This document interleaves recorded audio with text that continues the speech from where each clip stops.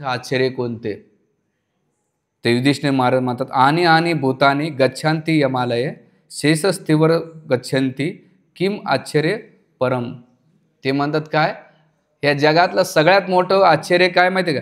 आणि आणि भूतानी गच्छन्ति यमालय. ह्या जगातले सगळे लोक मरतायत आणि कुठे जात आहेत? गच्छन्ति यमालय. यमालय म्हणजे यमलोकात जातात.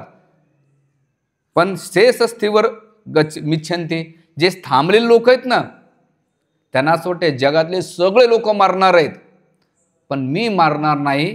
आणि मग किम आश्चर्य मित परम, याच्यापेक्षा मोठं आश्चर्य कोणतं? तुम्ही म्हणता ना जगातले 7 आश्चर्य, ते तर आश्चर्य वस्तून मानवानं बनवलेले, पण सगळ्यात मोठं आश्चर्य आहे की आपल्या आजूबाजूचे सगळे मारतात, सकाळपासून संध्याकाळपर्यंत मारतात.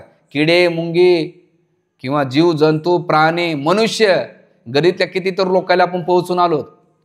मी एकदा जात असतो कधी कधी आमच्या भक्तांच्या, तर तिथं मुद्दाम एक ऑफिस आहे, तिथे लोक फॉर्म भरून घेत असतात त्या अंत्यविधीला.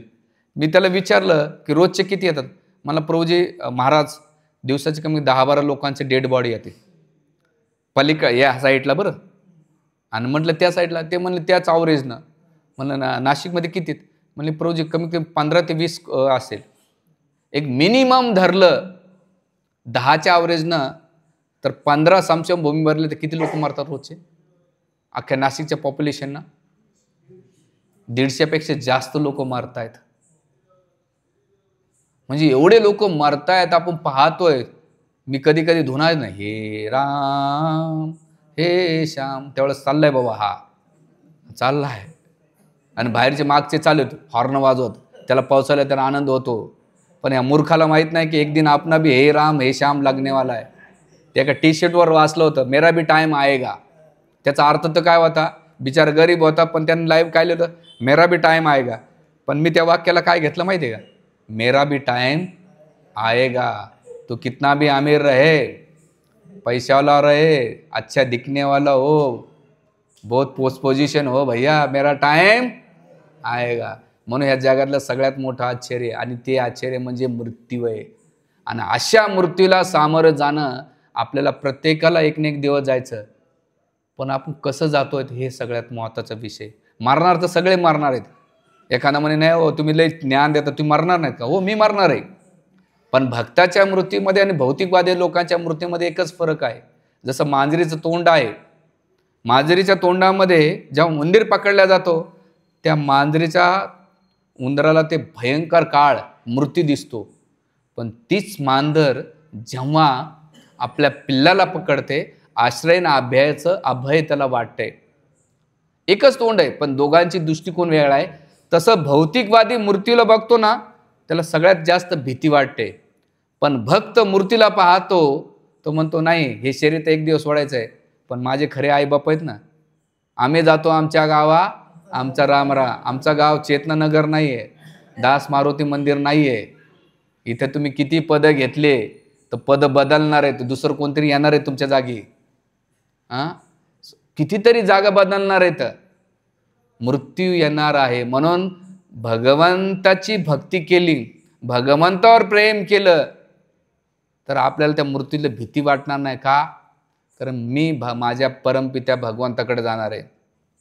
म्हणून युधिष्ठिर महाराज म्हणतात की इथे हे सगळ्यात मोठं आश्चर्य आहे. आणि जीवन कसं आहे, जसं एक आश्चर्य गोविंददास ते म्हणतात, ए धन यवन पुत्र परिजन इथे की आचित परितिरे कमल जल दल जीवन टलमल भव भजोरे मन श्रीनंदनंदन. भजोरे मना श्रीनंदनंदन. की जीवन कसं आहे, ये धन यवन पुत्र परिजन आहे. इथेच आश्चर्य आहे. इथलं धन इथंच राहणार आहे, काय यवन इथं राहणार आहे, पुत्र परिजन सगळे इथं राहणार आहे. इथे की आचे परतिरे. इथं काय सांगायचं? जीवन कसं आहे, कमल दल जिल जीवन टलमल.